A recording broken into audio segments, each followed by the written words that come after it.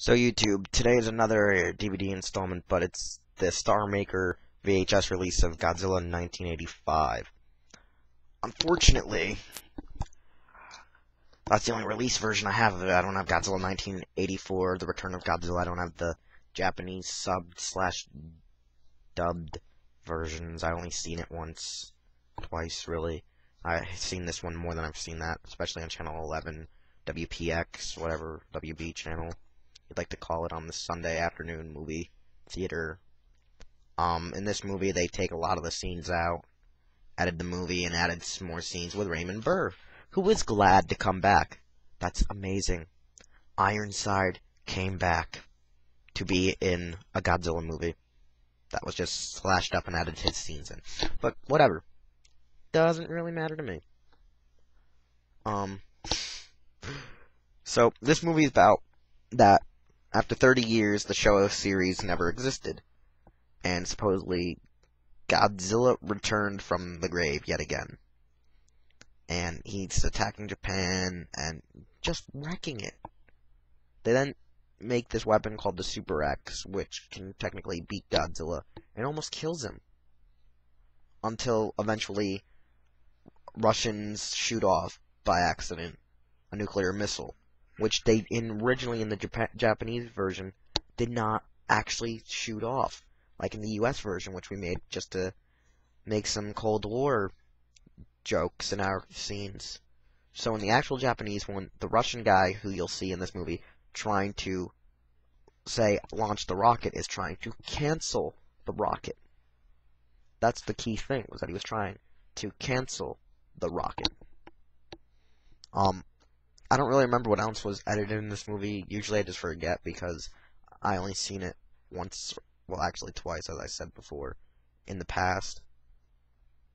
But I enjoyed those additions. I enjoy this addition a lot. I really like the suit, and I like about how the story that after they made this movie, that this suit got stolen, and it's never turned up again. I just enjoy just how it kind of reminds you of the original Gojira attack when he first comes to Japan and just stomps through it. I kind of like how they actually incorporated, like, him stepping on the people, and how, like, the people, when they thought it was down, like, they automatically go back and are checking, like, hey, you asleep, or are you dead? Huh? And then he's like, boom, and then they're like, crap.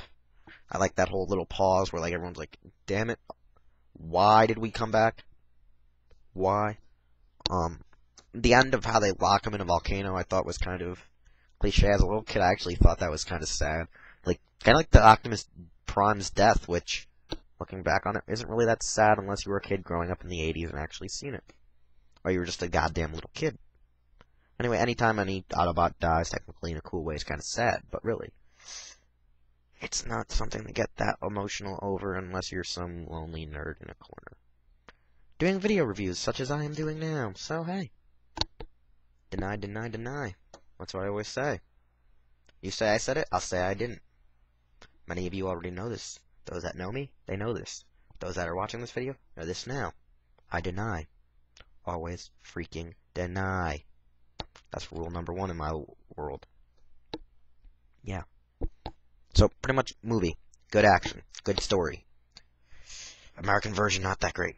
It's good. I enjoy it. Because, hey, it's a great kick-ass movie. But, watch the Japanese version. More info's given. Stuff is explained. The movie explains! Explain, movie! Explain! As the nostalgia critic would say. Yeah, I watch him. Nostalgia critic's cool. I'm not gonna be like him. I'm not gonna be that crazy. I'm just gonna ramble. I don't know. But seriously, the movie explains more if it's in Japanese. If it's with American dub, not so much. Not so much. I mean, Japanese movie is like Mr. Miyagi. English version is like technically just a regular teacher in the US. They just summarize what you really need to know. It's like copy notes, and then just pretty much put them right in your notebook. Then look at your notebook and take your test. Pretty much one of those moments. It's like open notebook test. Right there in front of you, bitches. Just a little easier to understand it. But you still don't grasp what the hell's going on. That's practically how it goes. And that's all I can say, is that this movie sometimes does not explain. Bye, YouTube.